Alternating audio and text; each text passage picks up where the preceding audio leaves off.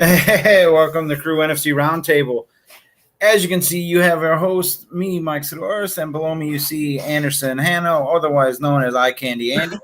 And you're now in the new segment called the Power Hour because nobody else seems to come on, Andy. What's going on? I think they're all Packers fans. I mean, it's it's got to be tough. Too much cheese in the old colon. I guess got to up their pay or something. I don't know what's going on.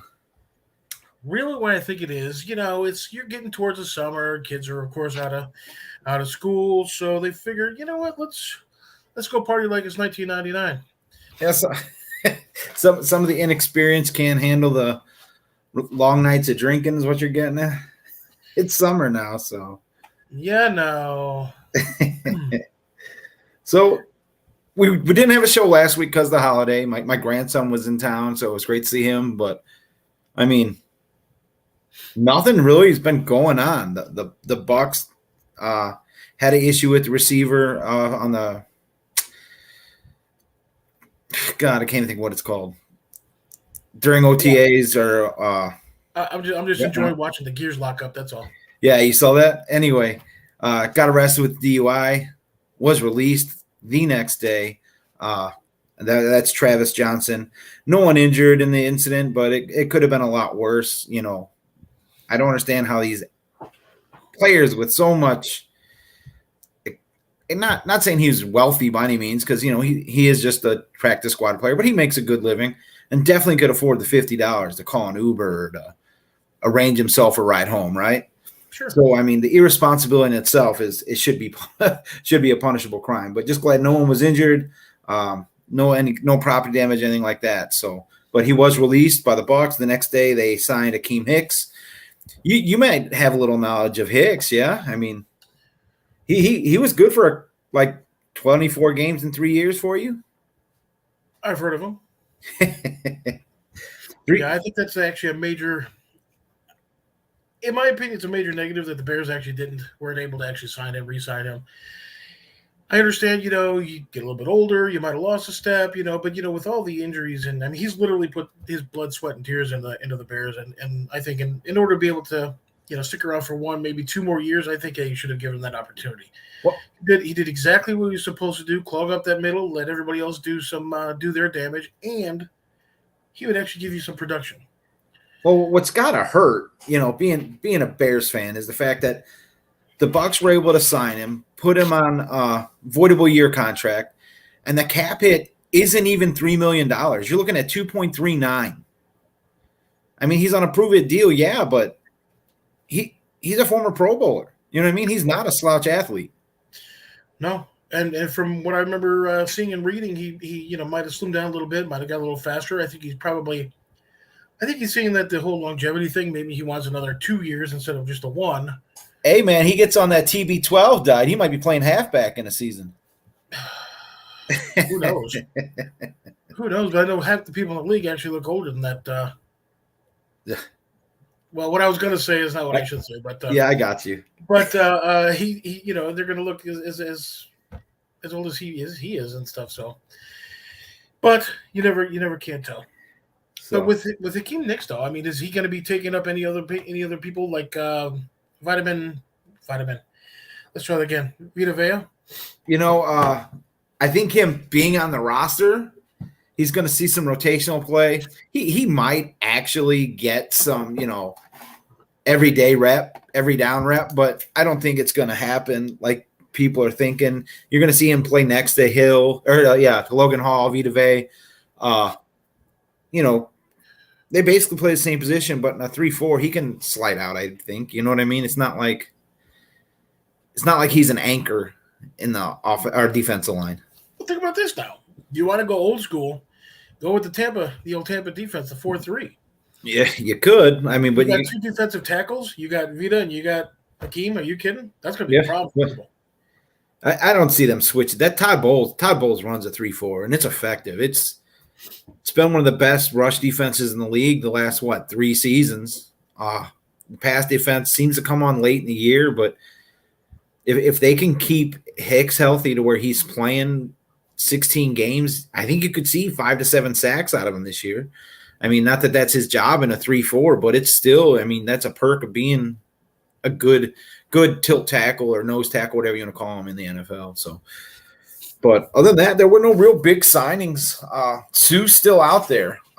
Rumor is the New Orleans Saints have their eyes and crosshairs all over Sue coming to play in New Orleans. I don't know if it'll happen. I just know that's been circulating around that, hey, we're interested. You know what I mean? So that would be a blow for the Bucs if Sue were to go to New Orleans.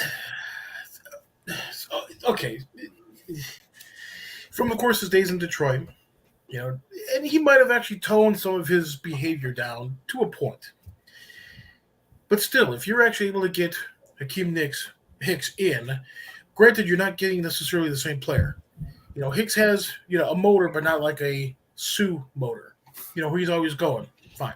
I get that. But really, production-wise, you're not really losing a whole lot if you go with a Hicks as opposed to a Sue. So if he can stay healthy.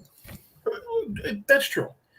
But I can definitely see Sue as being more of an expendable asset as opposed to, let's just say, even if you did go to a 4-3 and you have both Hicks and Vay on the same play, same field, the whole thing, I think that would actually end up being, of course, just my opinion, I have absolutely no control over, their defense. But they don't call you?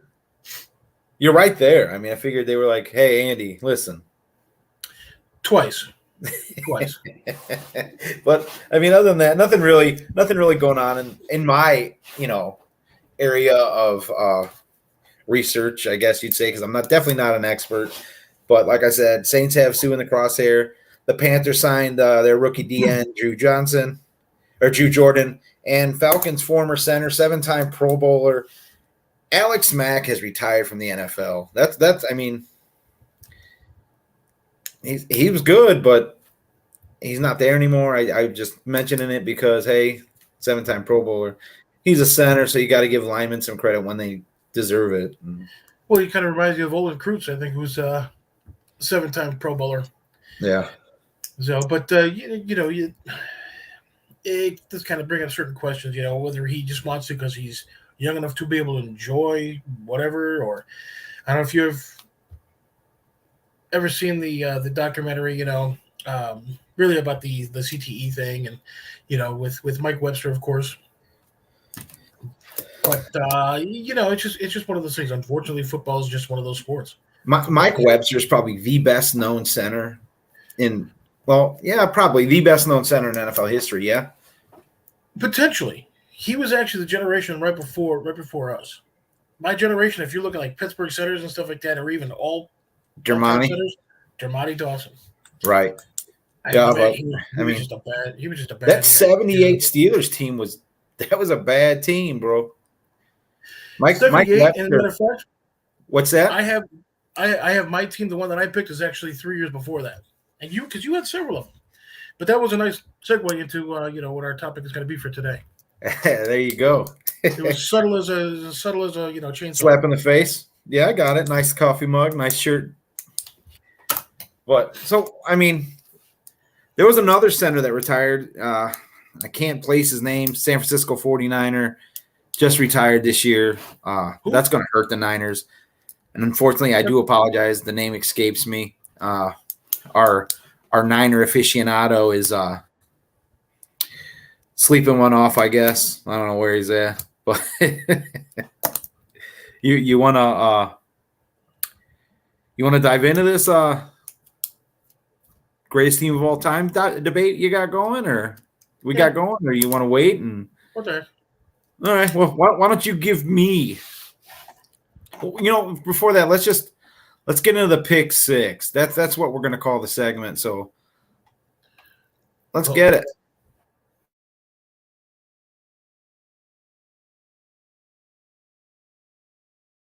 Defensive back Dwight Smith the whole game, so they've been playing him 4-2-5. 2nd and 2. Gannon to the outside, and it is intercepted by Dwight Smith, the nickelback, and he gets by Gannon and goes in for the touchdown.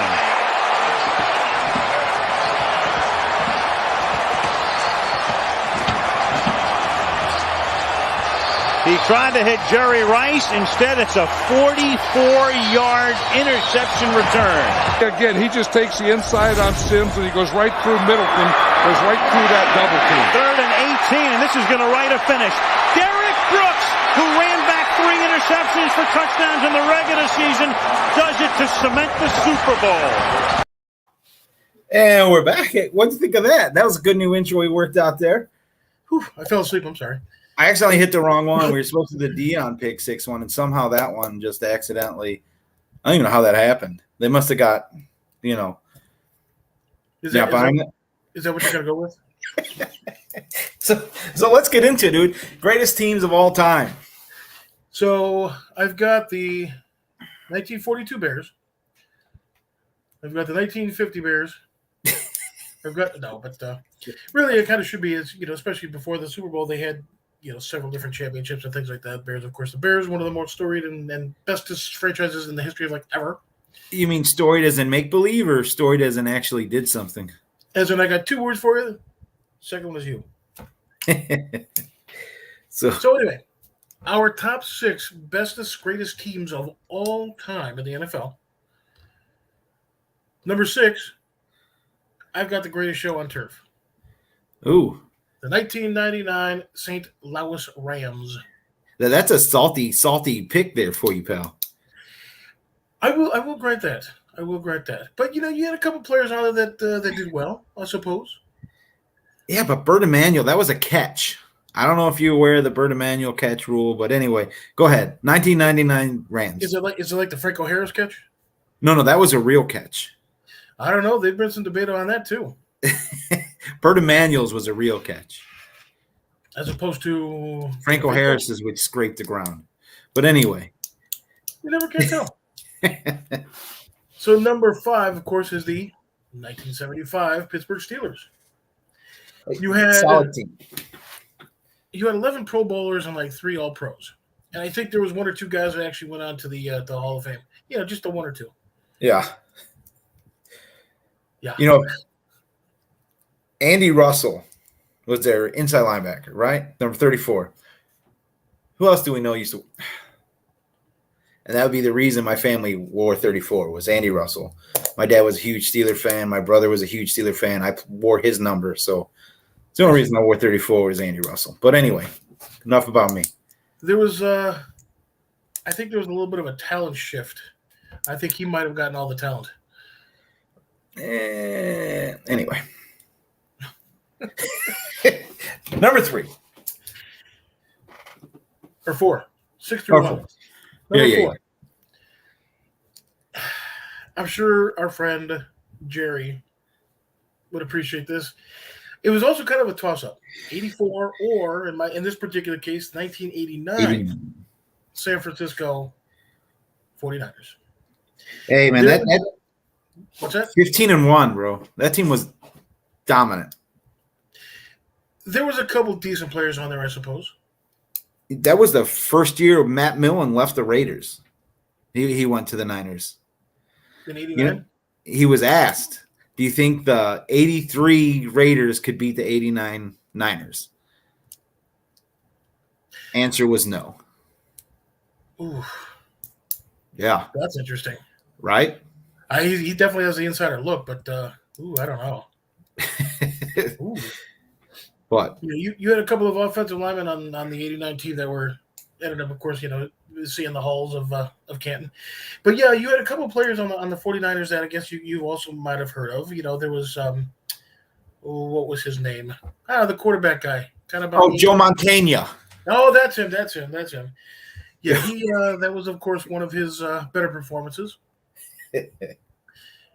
Did you also have that one defensive player lurking in the secondary who essentially had his tip of his finger removed so he can continue to play? Good old Ronnie. Good old Ronnie Lott. It was Romanowski's rookie year, right? 89? Possibly. I think that might believe have been it was. His certain life, altering. Anyway. But then you also had that wide receiver. Taylor was good. I think there was somebody else, wasn't there? Oh, yeah. Jerry was good, but Taylor was good too. Taylor gets overlooked because if Taylor was on any other team, he'd be talked more highly of. But because he was overshadowed by Rice.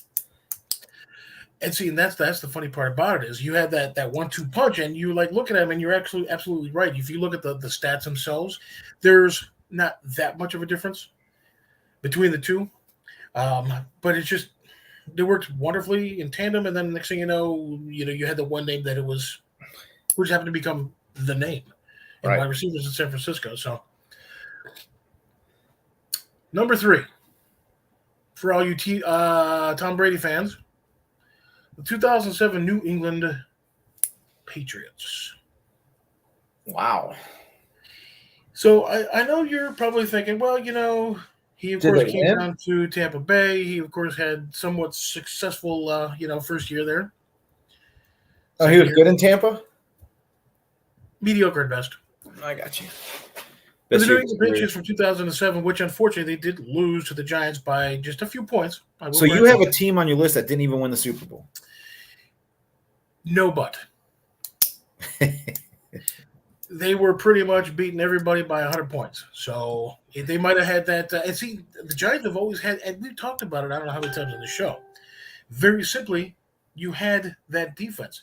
Once you get Tom Brady, pressure, you get the old happy feet, guess what he does? Folds like a house of cards. Oh, like an absolute house of cards. So now we have number 2. I mean, we could continue on with the 2007, of course, New England Patriots. I suppose if you'd like, there was a few players on there. I always like Willie McGinnis, to tell you the truth. I think because his commentary and stuff like that after the fact shows you just what kind of a personality he has and just kind of endears you to the person and the player.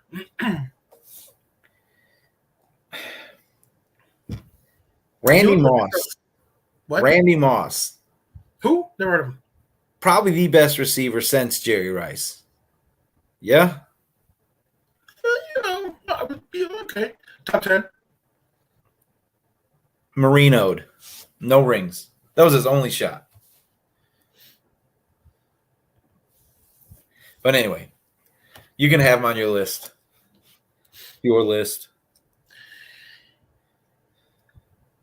What? You sir are standing outside of your mind.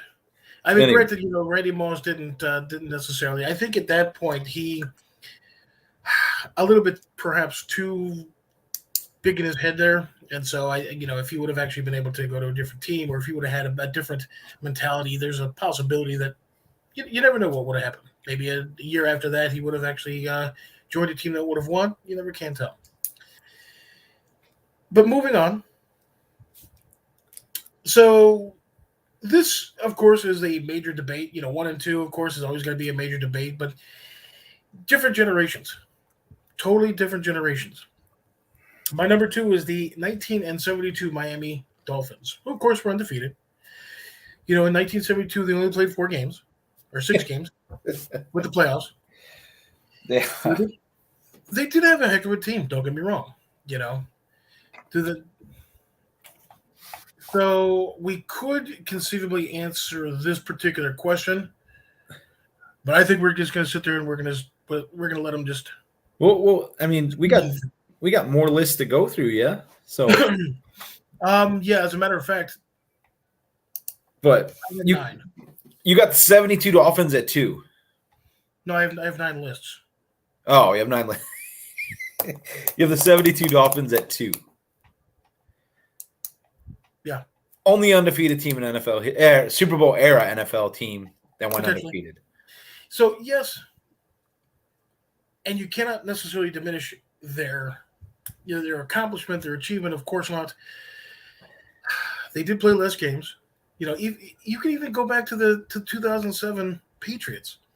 They had multiple games more than what the 72 Dolphins played. And granted, again, they were undefeated for a reason. They were an excellent, excellent team.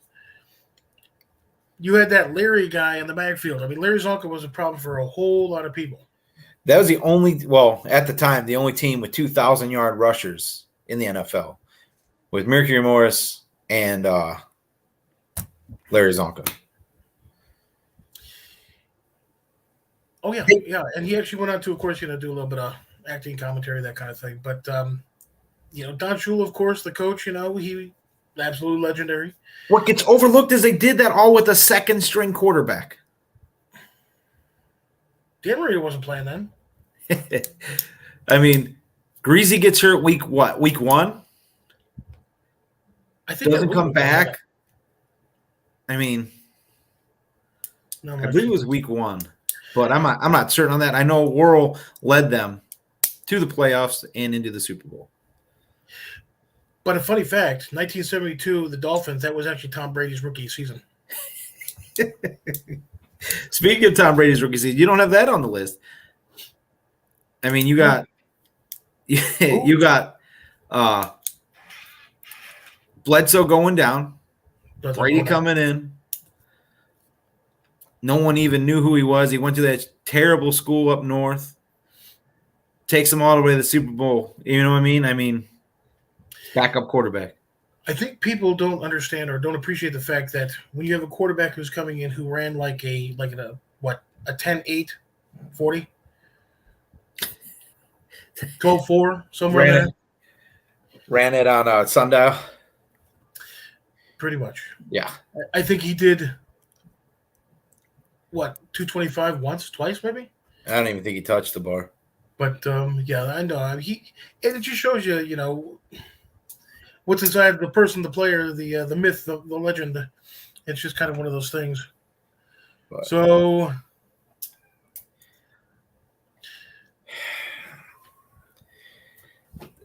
yeah, they did. So we might have mentioned that. Matter of fact, that particular team is my number 4. So without further ado, now we're going to go where we know you're going to go. So you might as well say it. And if you start shuffling, I'll let the segment go longer. You see, I would. Oh my goodness, I bet you I could too. I used to actually know the song from start to finish, but time, of course, is not necessarily. But I could probably. Hey, I got my record from the bottom of a KFC bucket. It was that, or what was that one with the? That was the old McDonald's with the. If you say their song, 2 all-beef patties, special sauce, lettuce, cheese at the end, then you win like $1 million or something. Anyway. I'm a public historian. That's why I know these things. Sure. Not that I've lived through it. You say it a lot. Not that I've lived through. Well. So anyway, number 1 is, of course, everybody's favorite, everybody's number 1, the 1985 Chicago Bears. 85 Bears. No bias there, Andy. None to worry about.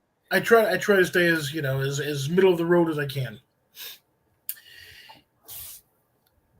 There was 53, 54 men on that roster. I think like 53, 54 of them are in the Hall of Fame. At least that's what it seems like. You had, of course, Richard Dent. You had, of course, it just goes on and on. Dan Hampton, Walter Payton, Samurai Singletary. No, yeah. It just goes on and on. And there, of course, is a push to get Steve McMichael. Yes, thank you very much. Oh, that's how it always should be. Oh, my word. So there is a push to get Steve McMichael into the Hall of Fame for a couple of reasons. He, of course, had the stats. Not only did he have the stats, but he actually allowed those other players to do what they did in order to be able to get them in the Hall of Fame. Steve McMichael needs to be in the Hall of Fame. It's not he needs to go in before he gets Santo'd in. I suppose that is true enough. It is unfortunate he is in fact suffering from from ALS, Lou Gehrig's disease, and his time is, coming to an end. But it's just one of those things where the player in and of itself, even though he was not necessarily a star, monumental, a number 1 player that's going to give you top performance each and every week, whatever the case is, he actually had his part in that particular team that allowed for everybody else to do what they do. In particular, what we were talking about, you've got that strong defensive front that actually allows the linebackers to flow, and that's pretty much what he did. And he gave you production. Strong motor. He was always going. It was just one of those things. Yeah, the Bears were brash. They were cocky. But they backed it up, right?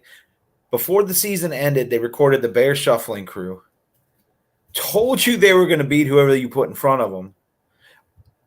Didn't allow a point, I think, until after I think they allowed a point in the NFC Championship game. And then pretty much annihilated the Patriots in the Super Bowl. But we're the only team to lead total defense, points allowed, interceptions, until a certain team came along in the 2000 era. But, I mean, seriously, I mean, that's incredible. And you can argue, 72 Dolphins, being undefeated, but you can't argue the fact that the Bears don't belong somewhere on this list, right? The 85 Bears definitely belong on the list. Oh, yeah. You might have them a little high, in my opinion, but you're a homer, and I understand that. I'm sorry you were, after you said that, I might have them a little high, so I stopped listening.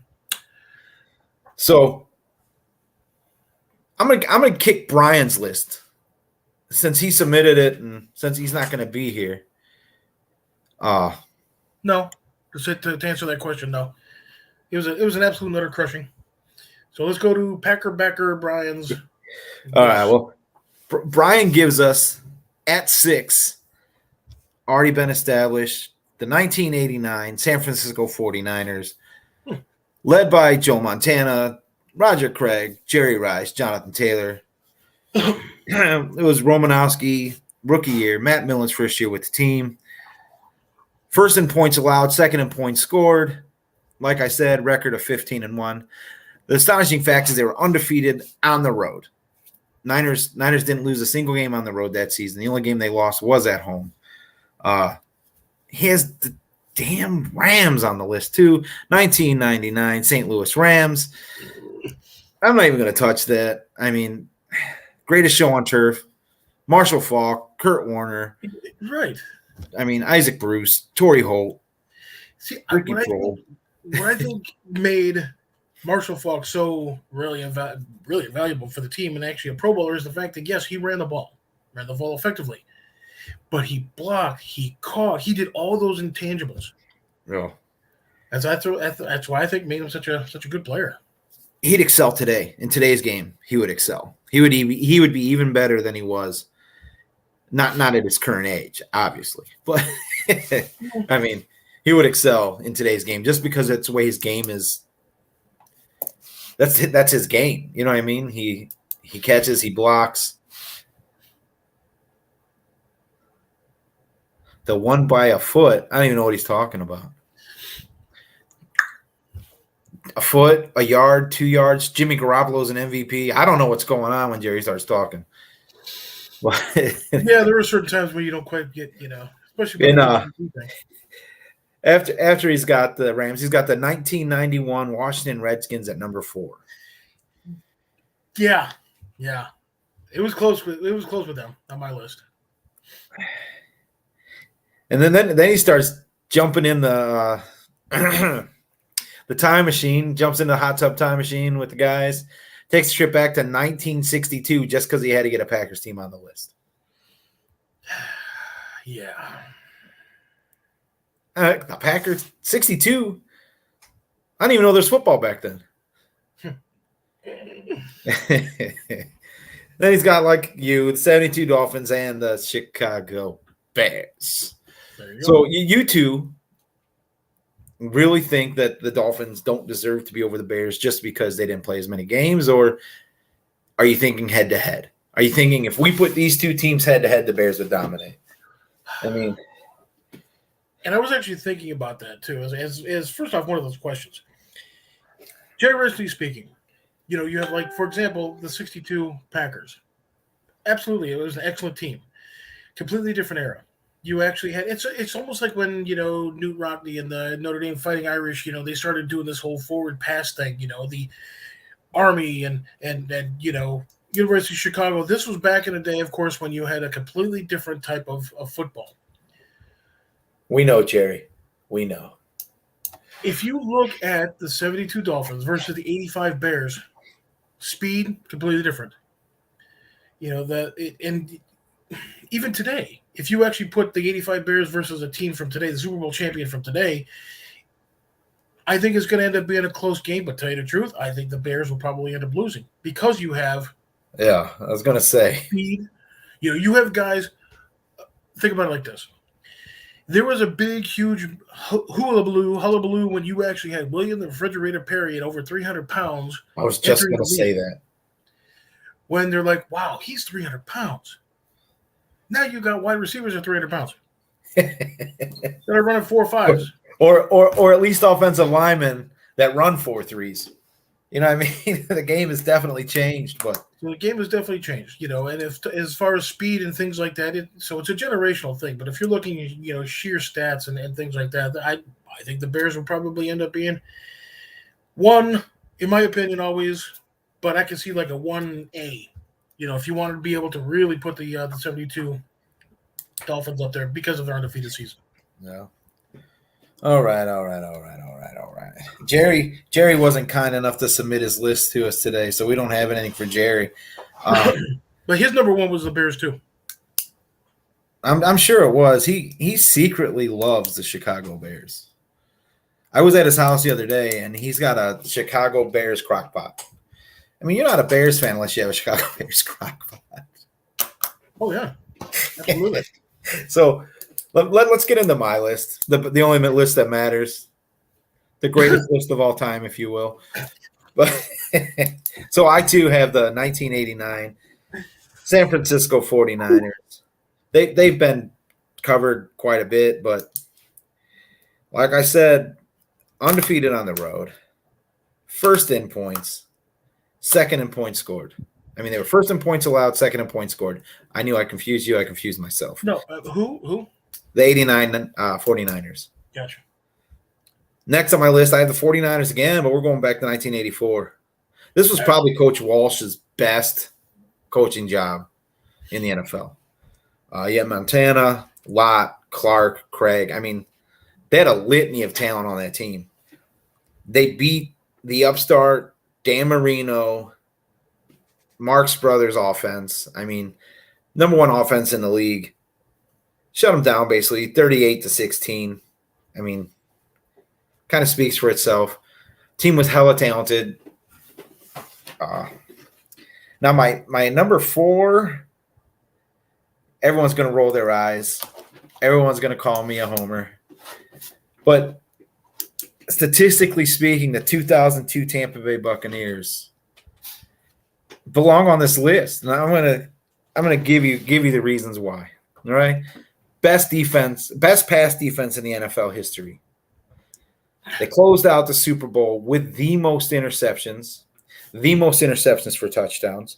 They led the league in total defense, led the league in total points, led the league in total defensive points, led the league in interceptions, led the league in turnovers, held the opposition's quarterback rating to the lowest quarterback rating recorded in NFL history to a 48.4.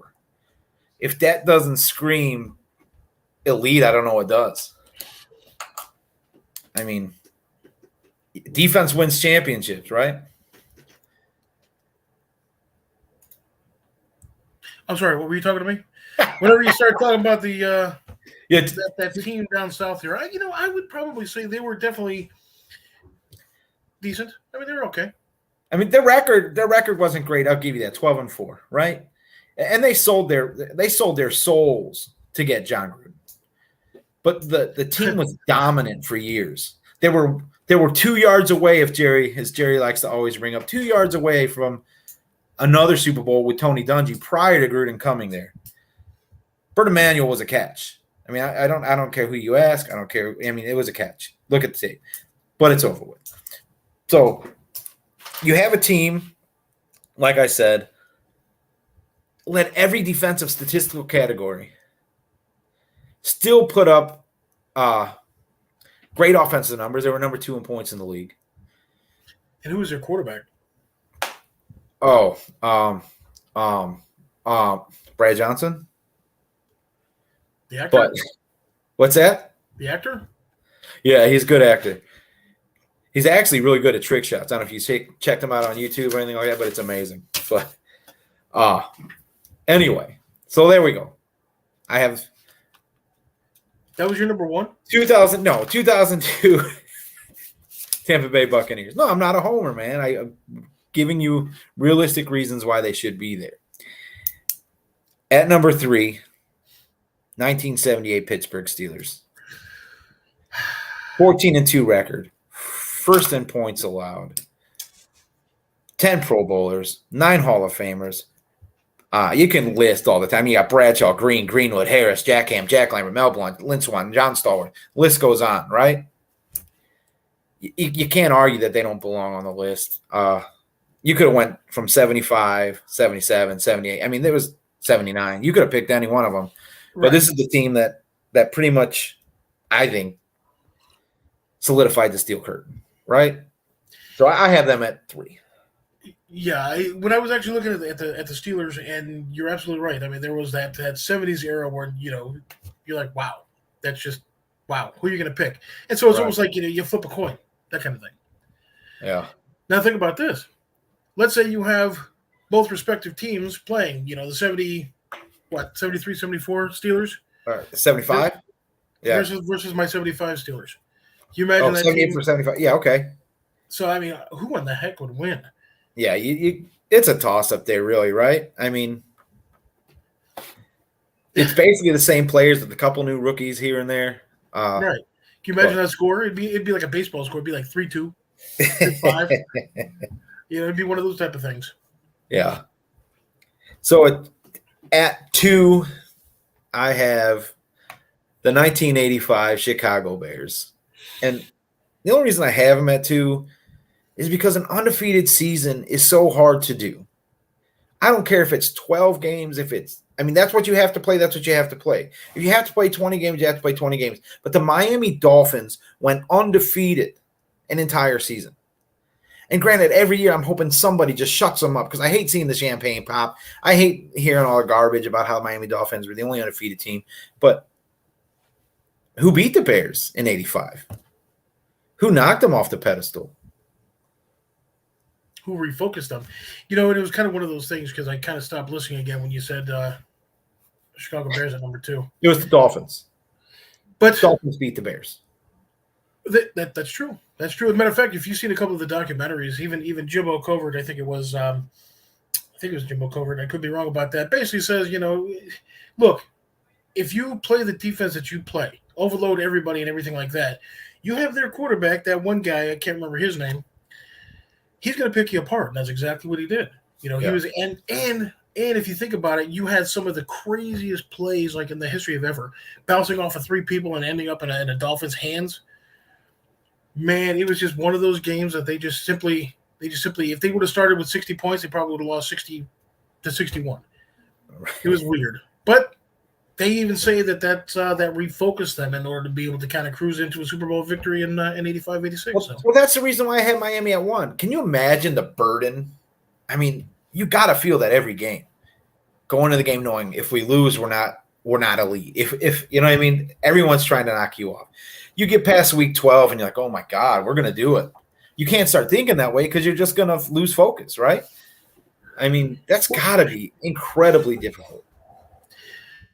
Yeah, but when is it that you're gonna, okay, granted, you're gonna think to yourself, well, if I lose, we're gonna be the biggest bust if we don't make it to the playoffs, whatever the case is. But when is that point where you'd be like, okay, well, if we lose, who cares? After you lose, yeah, like who cares? That's when it comes in. When does the pressure, really build? If you lose, you don't have the pressure till you hit the playoffs. Sure, right? Because then it's lose or go home. But when you're playing a playoff game every day of the year, every game you go out there, because you have something to lose then. You have something to lose until you lose, right? Yeah, that's where it gets tough. But then again, where does that pressure, be like, we win, we lose, who cares? That's after you lose a game.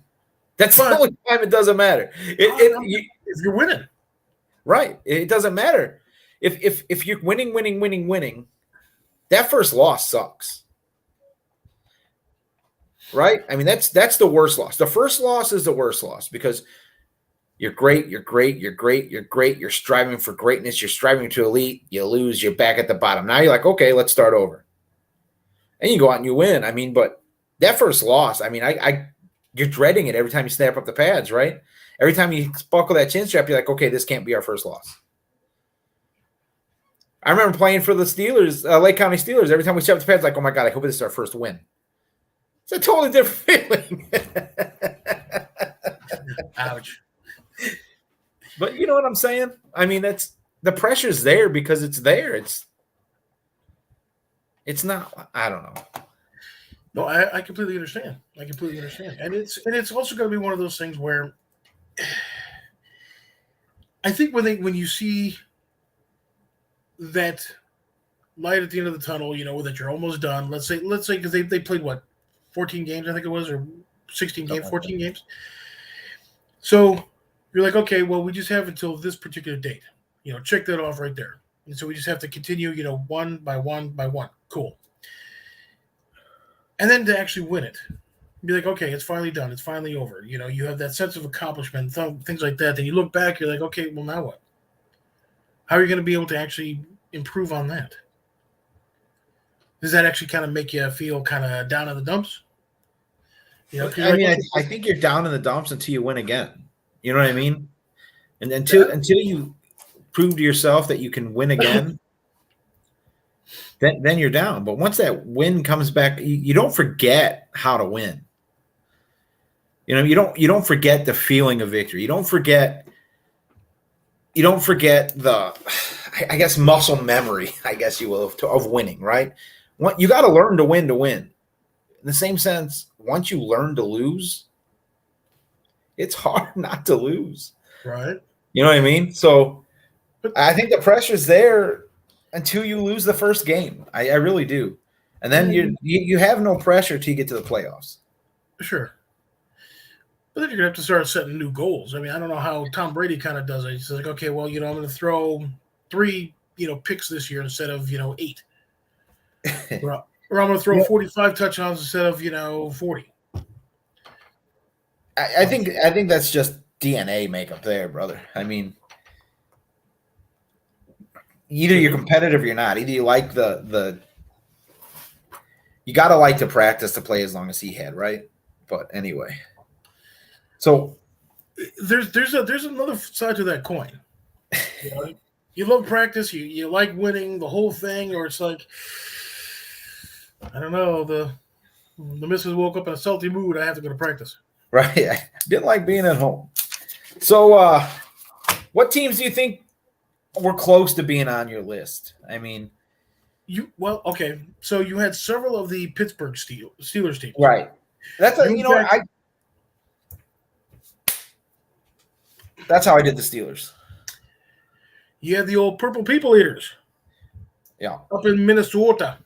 They had a couple of decent teams up there, and I think one of them even went 15-1 before they ended up kind of sort of dropping the ball, unfortunately. What's disappointing to me is that the Buffalo Bills always get overlooked because they never won the big game.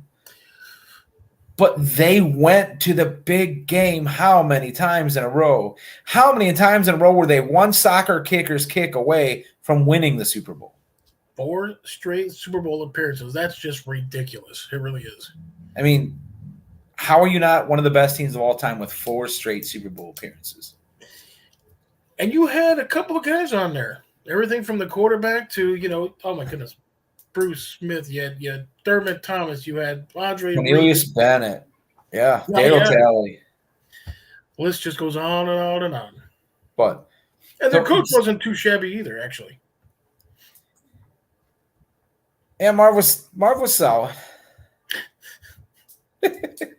but I mean, it's hard to. I mean, when you're going through trying to figure out who you think is the best 6, that really limits you.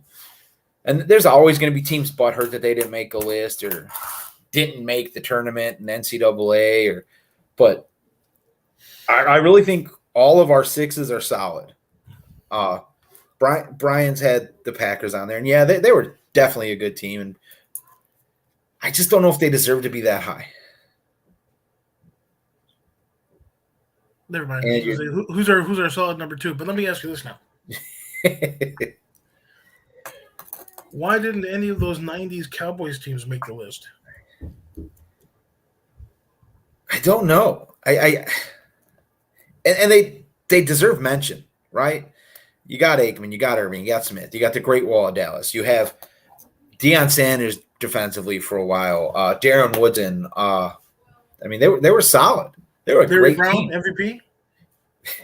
Dude had one good game, but anyway, they were solid, 100%.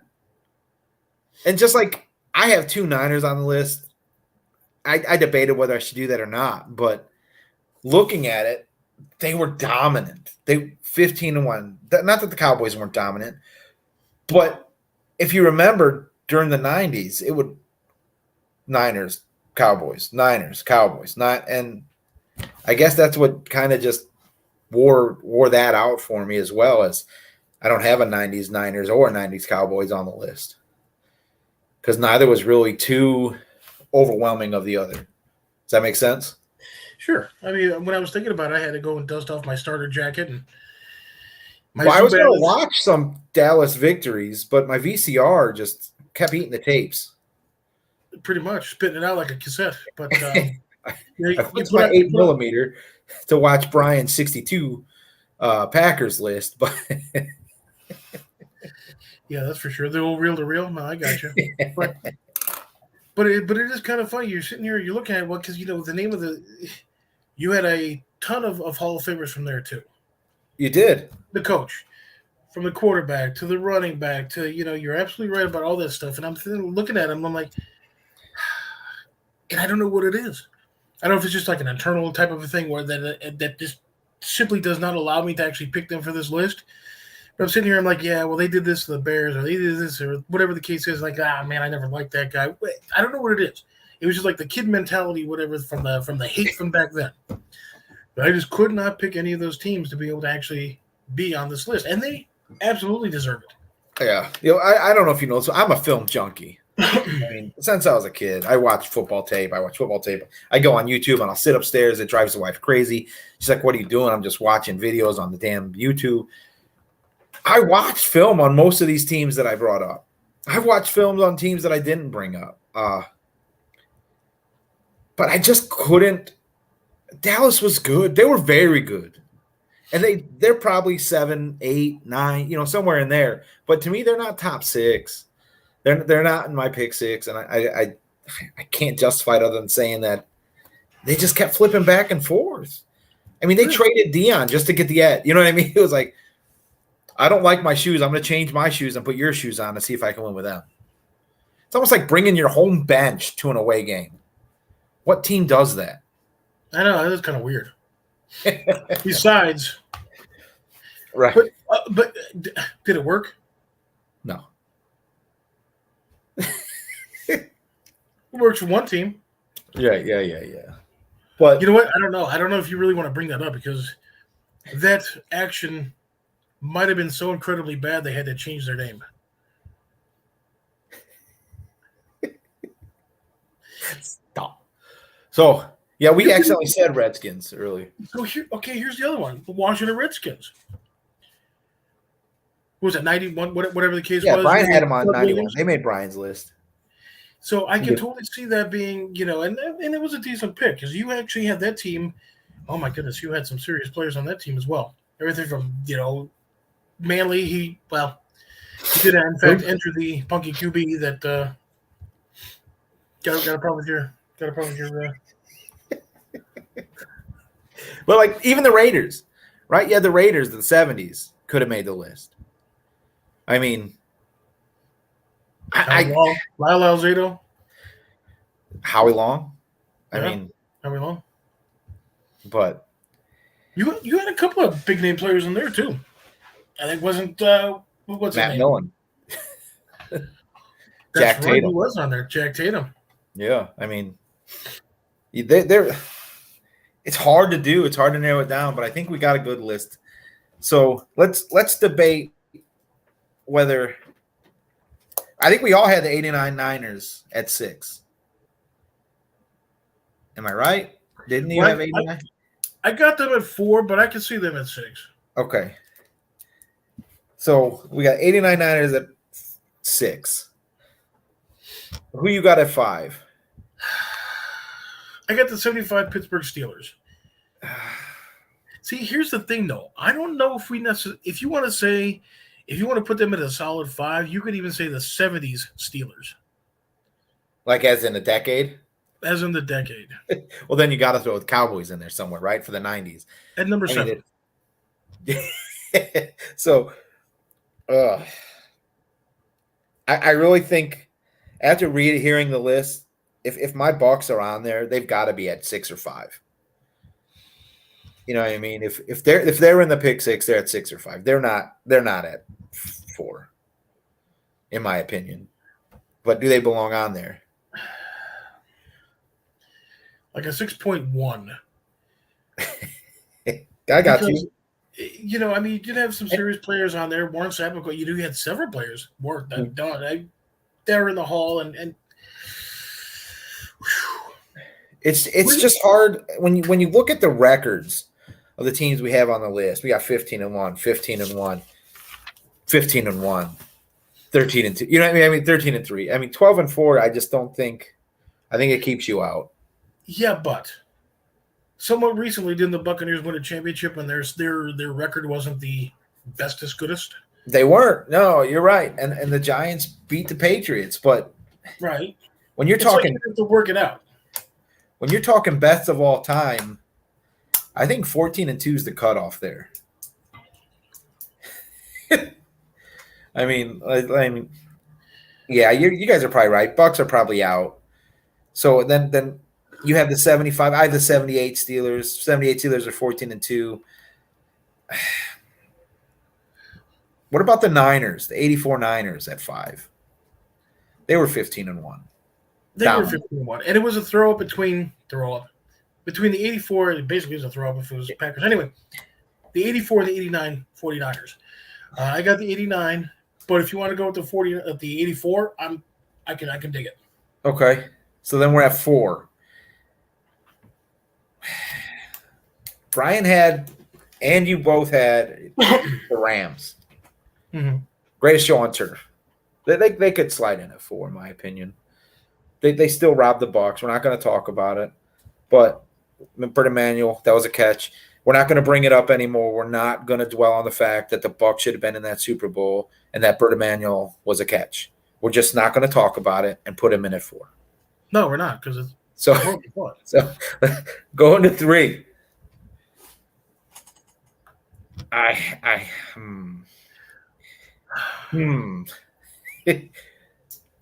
So I got the 2007 New England Patriots. I know. That's what I was just looking at. They didn't win the Super Bowl, but if you're looking at team-wise. And they were there every year, right? Well, yeah. Every year they're there. What about the Falcons? No. What about that Panthers team that won the Super? No. Hey, that was 2 yards. It always seems to be 2 yards. And So, let me ask you this. Just real quick.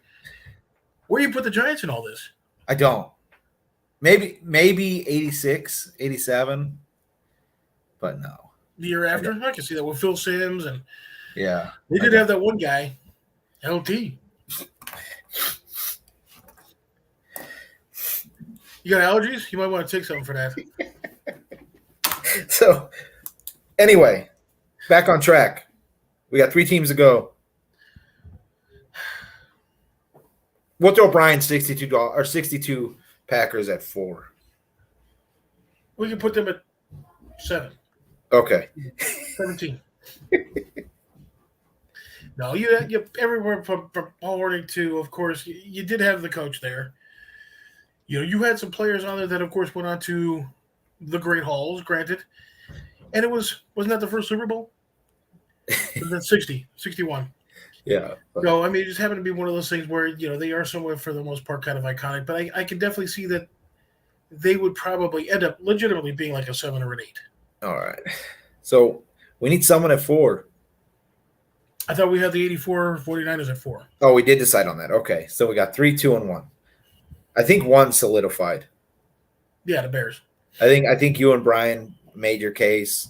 I had him at 2. So they got 2 1 votes and they got a 2 vote. So 1 solidified. That's going to put the Dolphins at 2. At number 2. They are a solid number 2. And I had the 78 Steelers at 3, but we put them at what? They're number 5. At 5. So, see, that's where it gets kind of interesting, because I got of course the 99 Rams, the 75 Steelers, 89 San Francisco, the 2007 Patriots. Do you want to slide a Dallas team in there at number 3? oh man. Well, who would you put there? 92? What? I'll have to look. I mean, they were good for most of the 90s. I mean, that's why LeBron James likes them. That's why Stout likes them, because they're front runners.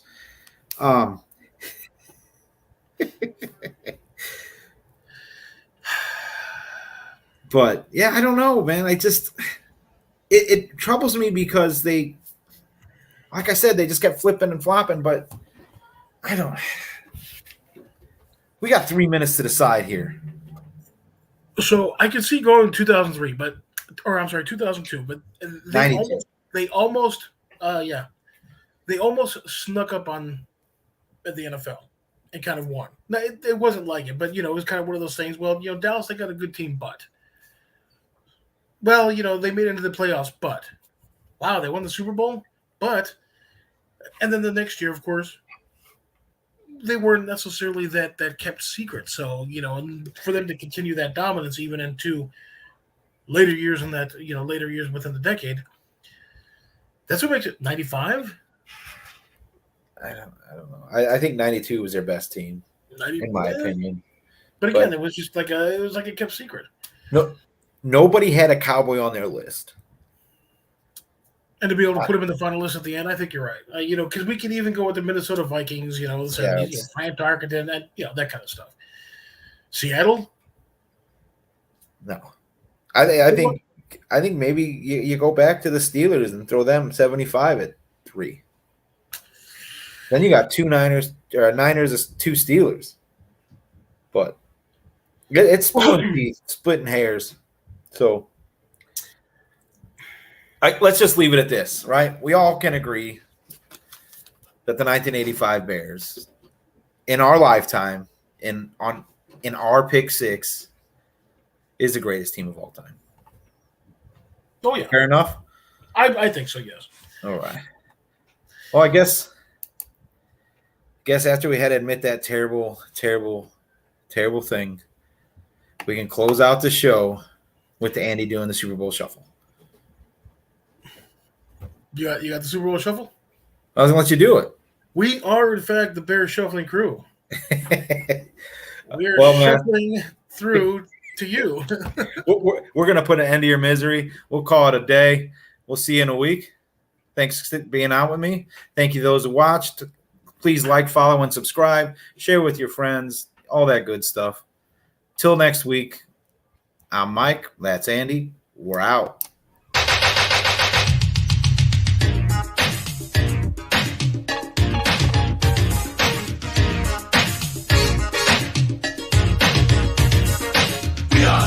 Shuffling crew, shuffling on down, doing it for you. We're so bad, we know we're good. Blowing your mind like we knew we would. We're just strutting for fun, strutting our stuff for everyone.